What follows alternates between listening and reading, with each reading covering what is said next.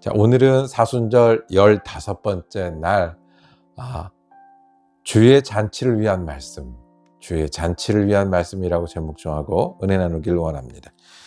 누가복음 14장 15절에서 24절은 주님이 직접 말씀하신 큰 잔치의 비유입니다. 큰 잔치가 열렸습니다. 시작은 하늘나라에서 음식을 먹는 사람은 복이 있다라는 이야기를 누가 했습니다. 예수님이 그 자리에 있었고 그 잔치 자리에서 누가 했습니다. 예수님은 전혀 알지 못하고 하늘나라나 예수님에 대해서 알지 못한 이 사람에게 하늘나라를, 큰 잔치를 설명하십니다.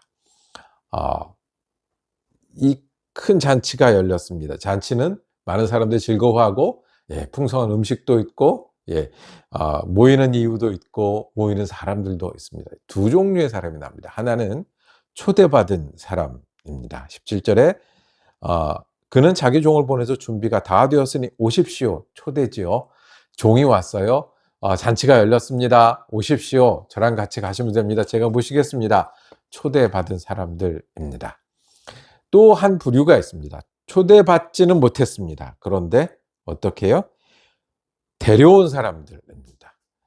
초대받아서 종이 모시러 간 사람들이 오지 않았습니다. 이유가 있습니다.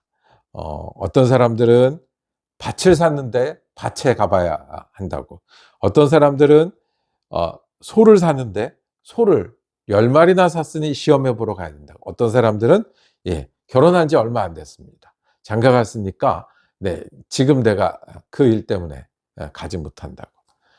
반대로 데려온 사람들은 원래 초대받지 못한 사람들입니다. 이유가 있습니다. 이 사람들은 어떤 사람이라고 표현되냐, 21절에 보면 가난한 사람들이었네요. 지체에 장애가 있는 사람들이었네요. 눈도 멀고 다리도 저는 사람.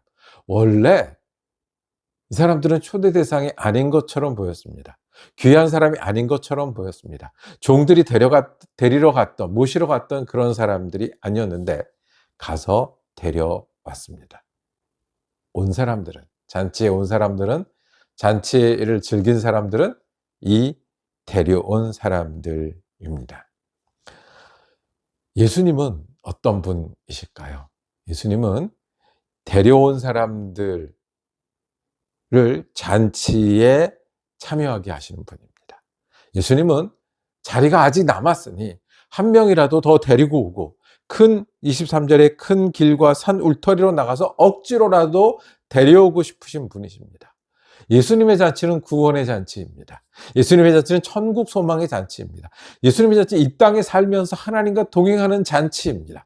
그 잔치에 당연히 있을 것 같은 유대인들, 당연히 있을 것 같은 율법을 사랑한다는 사람들, 당연히 있을 것 같은 하나님을 잘 믿고 기도를 잘한다는 사람들은 참여하지 않을 때 어떻게 채우시냐 하면 데려와서 채웁니다. 안 될 것 같은 사람들, 아닌 것 같은 사람들, 멀리 있는 것 같은 사람들을 잔치의 주인공으로 만드십니다. 불구가 되어서, 아니면 눈이 멀어서, 다리를 절기 때문에 이 잔치에 오지 못할 거라고 생각했던 그 사람들을 데려다가 잔치에 참여하게 하시고, 잔치를 즐기게 하시고, 잔치의 주인공으로 만드신 분입니다. 데려다가. 예수님은 우리를 데려다가 예수 믿게 하신 분입니다. 예수 믿는 자격으로 말하면 우리가 무언가 특별하겠습니까?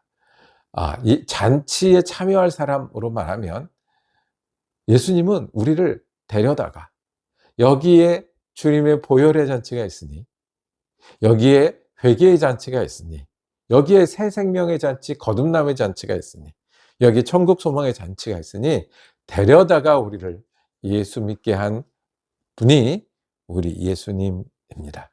참 감사하죠? 참 은혜롭지요? 예수님이 그렇게 우리를 예수 믿게 하셨습니다.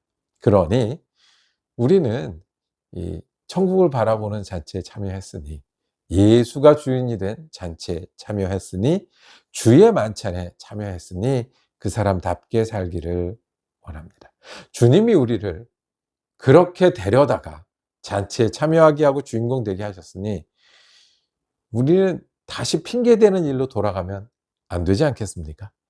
다시 핑계댄다고 예수 못 믿겠습니다. 예수 믿는 일이 뒤로 가야 합니다. 내가 바쁩니다. 오늘 핑계가 그럴듯합니다. 한 사람은 내가 밭을 샀습니다. 고대 농사 짓던 시대에 밭을 산다는 일은 자기와 자기 집안에 아주 중요한 일입니다. 그러니 그걸 하느라고 못 갔습니다. 핑계가 되는 것 같습니다. 소 10마리를 샀으니 어찌 그걸 버려두고 가겠습니까? 하던 일을 계속 해야죠. 장가 갔으니, 옛날에 이스라엘 백성 중에 전쟁에 나갈 때도 예외된 분들이 있어요. 어떤 분들이 예외됐냐면 뭐 집을 새로 짓거나 하는 경우인데, 이게 있었어요. 결혼한 지 1년 이내의 사람들은, 새로 결혼한 지 1년 이내의 사람들은 그 아내를 즐겁게 하고 가족을 세워야 되기 때문에 전쟁에도, 나라가 운명에 달려있는 전쟁에서 나오지 않아도 된다. 그러니 잔치 자리는 우리가 핑계를 대면 너무 많은 핑계가 있습니다. 또 반대로 나는 눈이 멀었으니, 나는 이렇게 연약하니, 나는 이렇게 힘드니, 우리 쓰는 말에 내 코가 석자니, 많은 핑계 있습니다. 우리가 다시 그 핑계로 돌아가서야 되겠습니까? 주님이 우리를 데려다가 예수 믿게 하시고 데려다가 천국 바라보게 하셨는데, 다시 천국이 있을까 의심해서야 되겠습니까? 다시 주님이 내 주님이실까 의심해야 되겠습니까? 다시 이 일 좀 하고요, 이렇게 바쁘니까요, 다시 하다가 할 수 없이 이렇게 갔네요 라고 핑계에 대서야 되겠습니까? 우리 주님 앞에 예스 하는 믿음이 있었으면 좋겠습니다. 핑계 없이 그냥 그대로 한번, 주님, 네, 제가 주님을 믿습니다. 주님, 네, 제가 주님 이름으로 하겠습니다. 오늘도 저는 시간을 나눠서 해야 될 몇 가지 일들이 있습니다. 만나야 될 사람들이 있습니다. 핑계 거리도 많고요. 핑계 댈 수 있는 힘도 있습니다. 생각도 있고, 책도 받고, 교회 일도 있고, 또 제가 부족한 것도 있습니다. 그런데 예스, 주님이 어떻게 저를 예수 믿게 했고, 어떻게 저를 천국잔치에 참여하게 하셨는데요. 예스, 그리고 핑계대지 않고 다시 예스. 이것이 천국잔치에 참여하는 길이라고 하면, 저는 오늘 주님께 예스하며 지내길 원합니다. 일을 주시고 사람을 주셨으니 거기서 우리를 순종하면 주님이 잔치 자리로 만드실 겁니다. 여러분은 어떠십니까?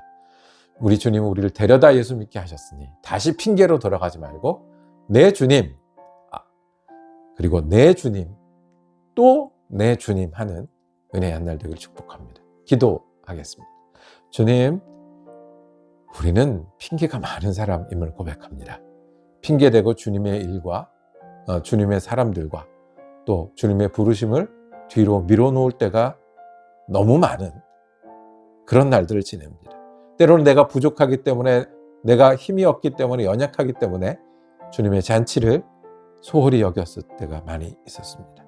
주님이 나를 보혈로 데려다가 십자가로 데려다 예수 믿게 하셨으니 그 잔치에 참여하는 사람인 것을 믿고 기억하고 감사하는 한 날 되게 하시고, 그래서 주님께 무엇보다 예스하게 하시고, 핑계댈 그 마음 뒤로 하고 예스함으로 오늘 주님과 동행하고 주님의 잔치의 기쁨과 감사로 사는 은혜 한 날 되게 하여 주시옵소서.